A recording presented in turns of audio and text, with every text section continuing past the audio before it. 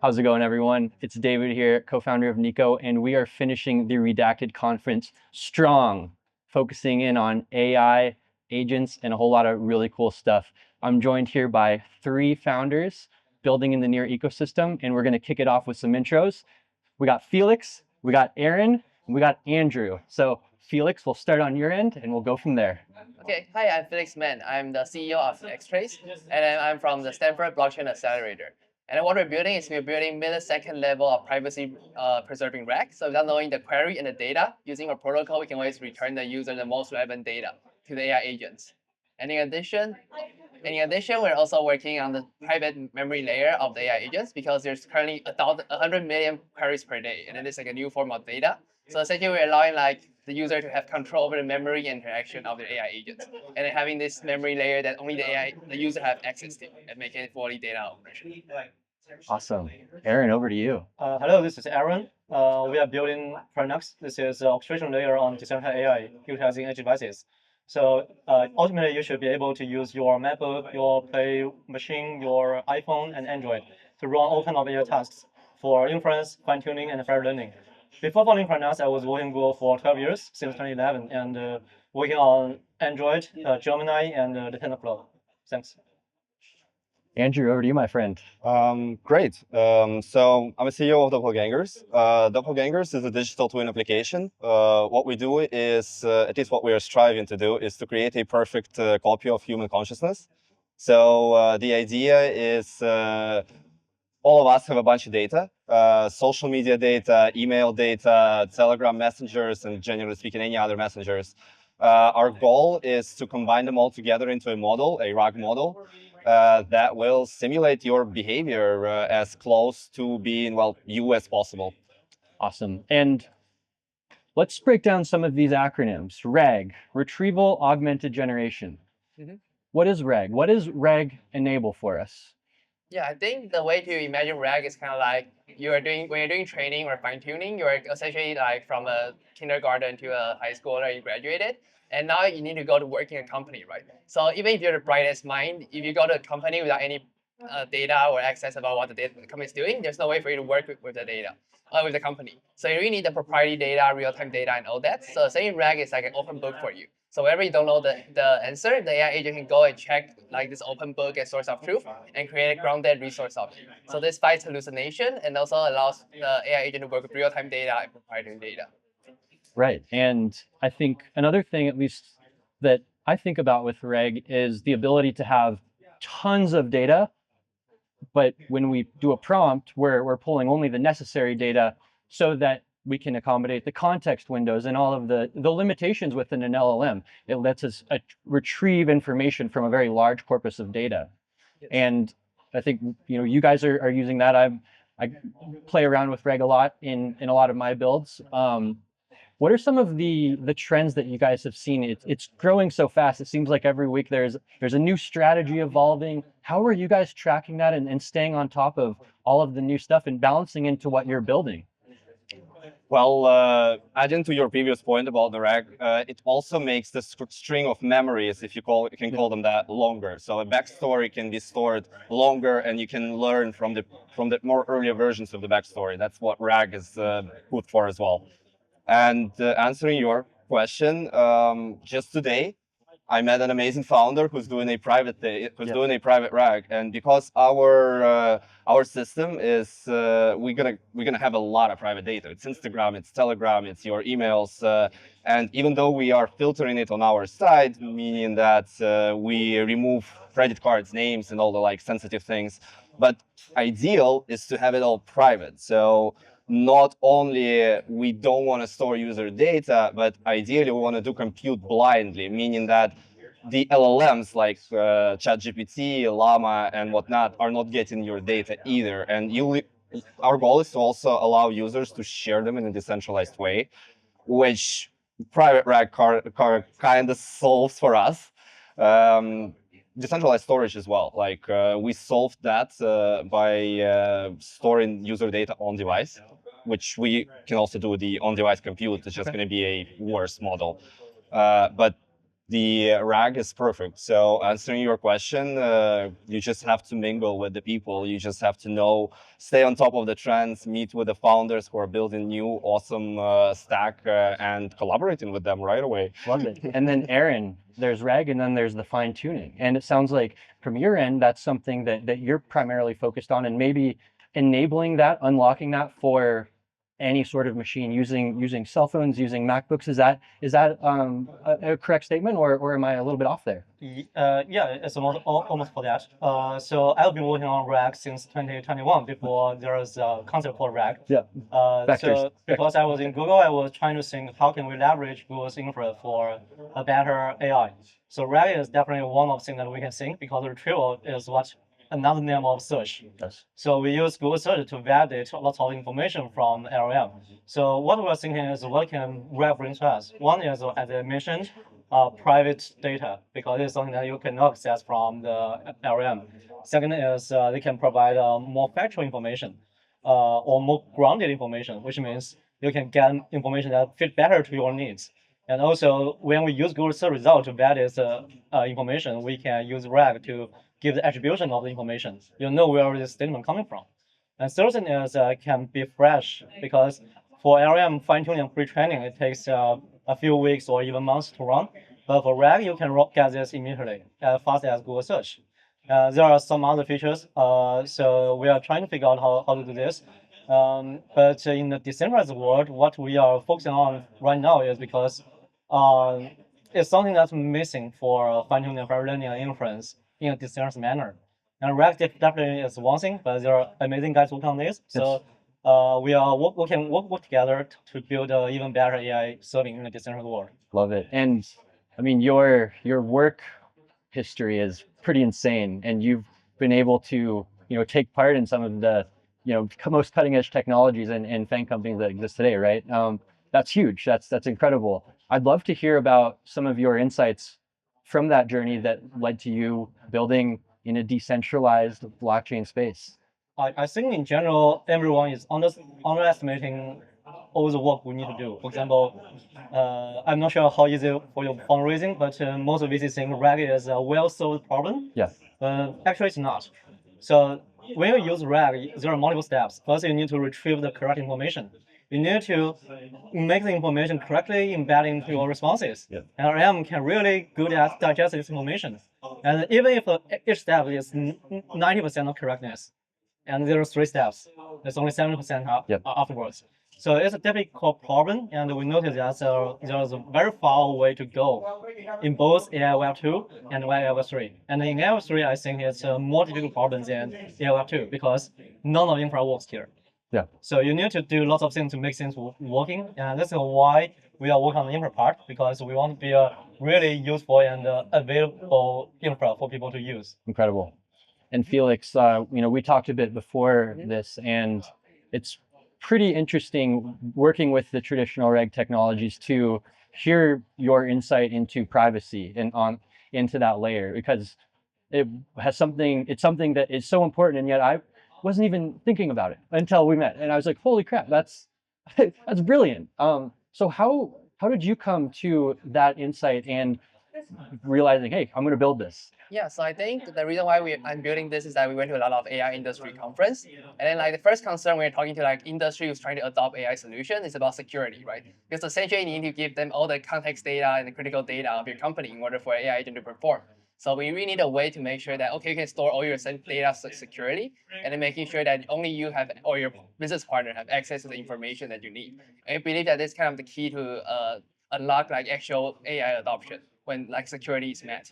So that's kind of where we started. And later we're also talking to different people, and then we realized that this also allows us to build like a knowledge sharing network. Because now everyone's building their own RAG in their own walled garden. So it works fine if you have a RAG and then inside the VPC. But if you're trying to like work with other companies, how do you make sure that the data is transferred safely, and making sure only the authorized agent have access to data is something that needs to be addressed, so that AI can really be like a new workforce. So that's kind of why we came up with this idea. Incredible. Yeah. And then, I mean, blockchains are public ledgers. Yes. So how does the privacy element build into what you're doing, and does the blockchain element come in at a different part of the overall project? Yeah. So the blockchain part is more for verifiability because currently like in Web2 it's kind of fine that they trust us as a server will do the correct computation for them, and then given the prompt we give them the most relevant data. Like everyone just believe us with it, right? But if we want to extend it to like every users, I think Web3 is necessary. So blockchain can be like this trusted third party that verify like, okay, actually given this prompt, it should give you the most relevant data without even knowing your prompt and query. So that's kind of why we're thinking of blockchain is useful. And there are two routes we can do with blockchain. The first is basically on ZK attestation, and second is more like a consensus protocol. So you can ask different database, and they kind of like mix and match and get the best result that you want. Yeah. Love it. Andrew, Same here. building out the doppelgangers. We talked a bit before this as well on some of the strategies that you're employing to start gathering data that can really help create an agent that matches the personality, the knowledge and experiences of another person, of their doppelganger. And there's so many reasons why that can do a lot of really cool stuff, from work to social media to a million other things. How are you guys thinking about this problem in terms of how to gather data, how to approach your users in a way that doesn't scare them, right? I mean, what are some of your takes there? That's an awesome question, because I've been thinking about these very same questions a lot. So part of the answer has already been given by Felix. Like it's about privacy. So how we solving for it currently, we are storing data on user device. Like we can even do a compute on user device, but because of the power of our measly phones, you can only train something like Mini Llama or Llama 2.3 or 2.4, and that's not a good model. The digital twin is going to come out, it's going to have a lot of hallucination, it's gonna have bugs, let's put it this way. So the goal is to actually do the compute in a private manner. And yeah, it's a question of trust, and blockchain is the missing point there. Like our goal is to give users a choice. Like, what do you want? You want a private model on your phone, and no one ever has access to it. Your data is not shared anywhere, or you want to first things first train a better twin. And secondly, being able to use that twin, monetize that twin, and enable all those functionalities, all those awesome functionalities that we're talking about. For that, we need a server, like any kind of server. It can be blockchain server, it can be just a normal database, it can be a private RAG. But yeah, the trust element is something that keeps me up at night. I've been talking with a whole bunch of companies in the space, and yeah, at the end of the day, unfortunately, it comes down to a question of trust. Do I trust these guys? Because everyone has an amazing technology that is private, that is not shared, that the data storage is secure. But at the end of the day, unfortunately, those are just words. Yeah. And Secure just, until it's not. just as Facebook is saying that your data is secure, that's the question of trust. I don't know, I wish we could eliminate that using just blockchain, but I think we need to go like one step further. Like right now we're using blockchain as permissions layer, so we do not offload users' personal data on chain, because that's not a good idea. Yeah. But you can use it as a permissions layer. So whenever you choose to upload your data somewhere, we can do a record on chain that proves that, like, hey, I approved that data and I shared that data with this particular company. So whenever there is a data leak, well, you can just sue them, because you know where the data leak is coming from. So how to do the preemptive action, I have no idea. But post, like when the damage is already done, we can help our users to get the money back, get some sort of I don't know, rectify the damage. Let's put it this way. Especially, it's important when we're talking about like high-profile celebrities and politicians and whatnot, because they might not say, I want to accept the risk of a doppelganger. I'm too valuable to let someone else do my job, which is, I think a lot of people might fall over that category, at least, in the early stages. But the problem is celebrities are being copied left and right already. That's very true, yes. So by not accepting the risk of doppelgangers, they're just being copied left and right by other people. So we at least provide that verifiability that this is the only legit copy of mine, which you can use, which you can prove and whatnot. But that's like Taylor Swift has, I don't know, about 50 models in the open web, maybe 100. I'm not sure. Are they getting deleted? Are they getting multiplied? That's a good question. And Aaron, it sounds like you have some experience working on some of these smaller devices. Did I hear that correctly? Yeah, I was probably the first engineer working on device models. Okay, so let's extrapolate that a little bit, because there seems to be a pretty shared understanding amongst people that are building in this space that we're heading towards a smaller model, very custom for your device that will be sort of your personal agent. Maybe to some degree that means operating on mobile hardware. I don't know. I know that, I mean, shoot, the new MacBooks you're able to do a ton with LLMs there. So maybe we are heading into that direction. What do you think?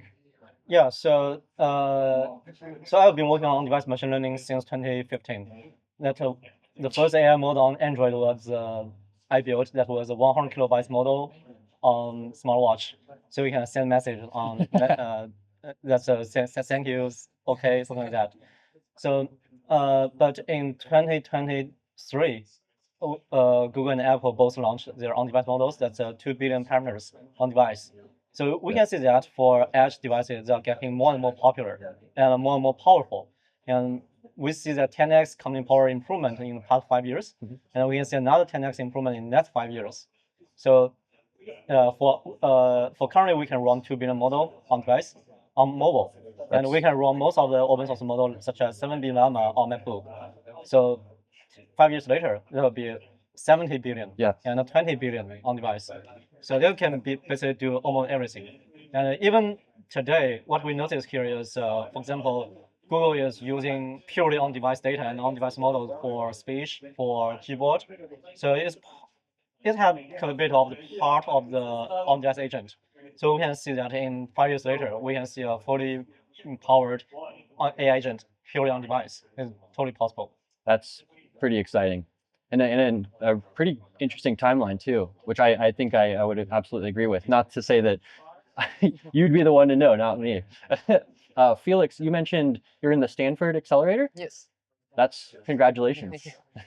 As far as being in school at obviously one of the highest profile colleges that exists, I'd love to just get your take on where the mind share is at with students. I mean, I know that for the crypto side of things, when the market conditions aren't so good, it seems, I feel like students sometimes become disinterested and then maybe they become interested later. So what is that like right now? Yeah, so Stanford Accelerator is basically like a 6-month program. So at first there's no conviction, so you just apply and then there are different people and then they take 10 groups per cohort. And then they'll provide you the resource and guidance for you to build your projects and actually turn from 0 to 1 from pure research to actually something that's more like a company. Because most of the technical founders in Stanford mostly just want to solve a research problem. They don't really know how to make that to a practical problem. And also how do you describe it to laymen about what problem you're solving. Yeah, so actually that's kind of, we learned a lot through the process about how to share what you're building to people and not focus on the tech. Right, and then just the mind share of the students, where would you say most everyone's heads at, and what's the sentiment on blockchain? Yeah, I think the sentiment on blockchain is a lot of people are taking distributed system, and then blockchain is basically the next course for us to learn about decentralized system. That's basically a more advanced course because now you have to assume a lot of nodes are malicious, and how do you create a consensus between those and making sure that even though SM40 or 49 are malicious, you can still let the consensus run. So we also took some interesting course about how to build a Bitcoin from scratch, and then from day one to we got from zero code to actually creating a node from Bitcoin, and understanding how everything works. Yeah. And then this is going to be a question sort of to all of the founders, but I'd love to know why Near Protocol is the blockchain that you guys are building on. We'll start with Andrew. Well, for me, it's pretty simple. I believe Near is the best tech there is. I've actually been working at Near for the past 3 years, and it's really under-marketed. We were the first ones to ship the sharded blockchain, which, to be honest, at the time was considered to be mathematically impossible. So Ilya and Alex did the impossible. And we've been operating the sharded blockchain for the longest time ever. So yeah, there are a whole bunch of new guys on the block like Sui, Say, and whatnot who are also sharded. but we have that proof of concept, like proof of in the pudding. And I really liked what we are growing, we are becoming better, like Near is growing and becoming better. I really like what Ilya has said, that we are getting to the point where we can run Solana on one shard. That's pretty cool. And Aaron, how about you? Yeah, so I've been knowing Ilya for 8 years. Of course, he doesn't know me. So yeah, so I definitely believe that his technical vision and his commitment on building Near, especially he has a strong background on AI stuff. So I definitely believe that for Near we can do better on AI compared to other L1s. And also for this ecosystem, Near by default attract lots of AI builders. So like these two, they are great builders. I think we can build together to make a great ecosystem that making decentralized AI become true. Awesome. Yeah. Me too. Like I think Ilya had participated in a lot of Stanford events, and also I went to a lot of conference where he presented and really believed into his vision about like the decentralized AI world. But I think we just need a lot of more infrastructure and tech to make it happen. So I think that's kind of like where we're trying to unlock, and then like using our tech to help like create the vision he wants. Yeah.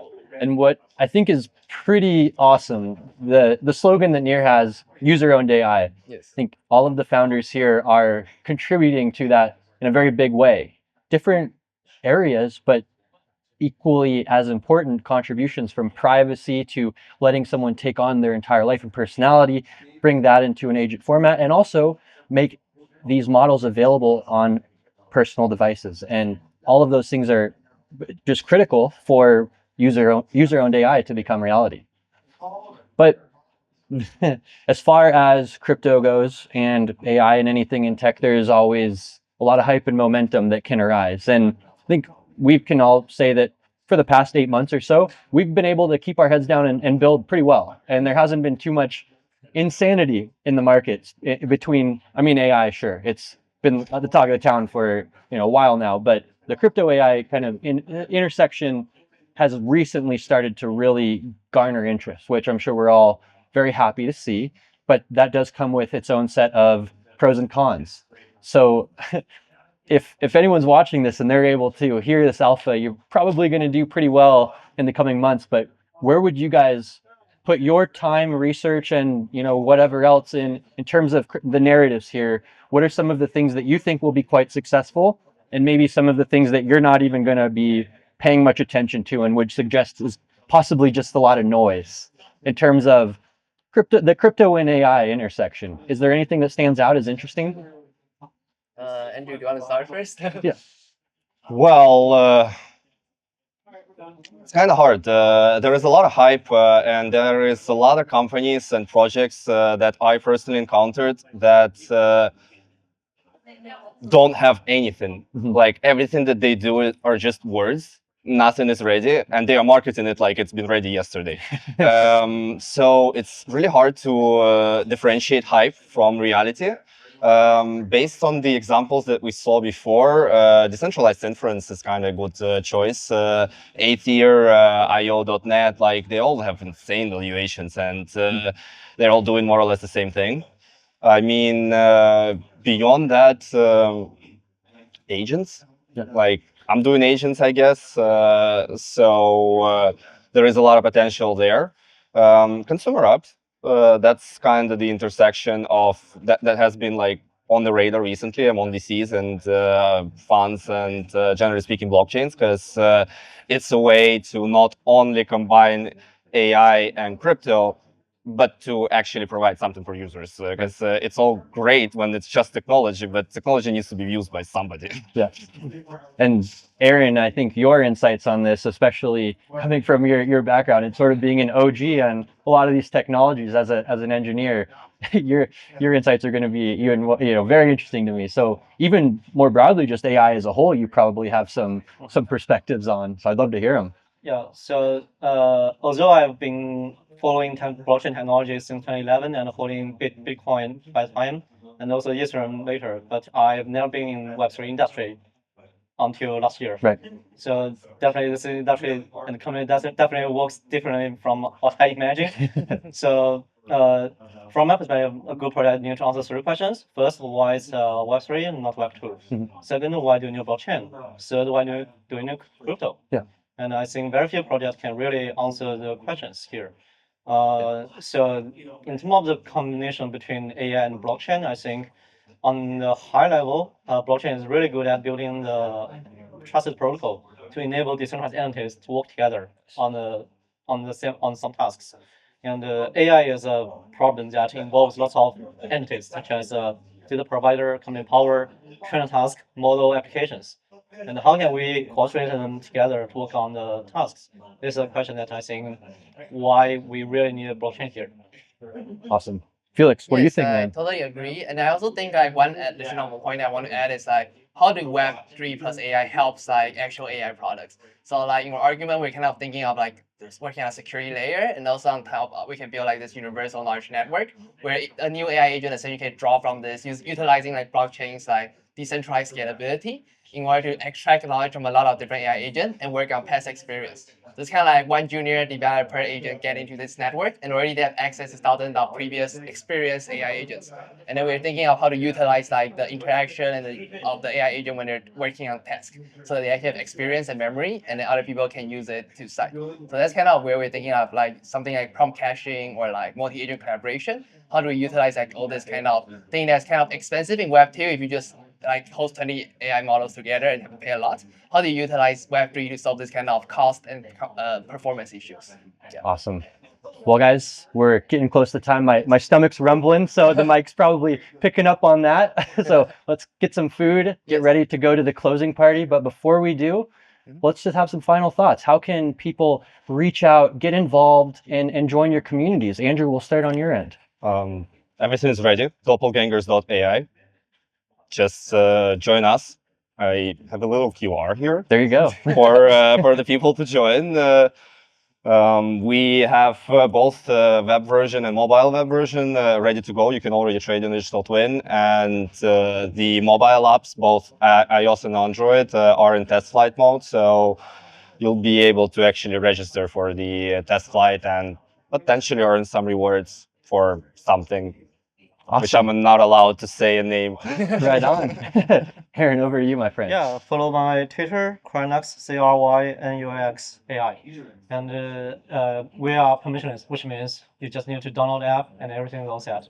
It's not mining, and you can use our API to run inference and fine-tuning our network.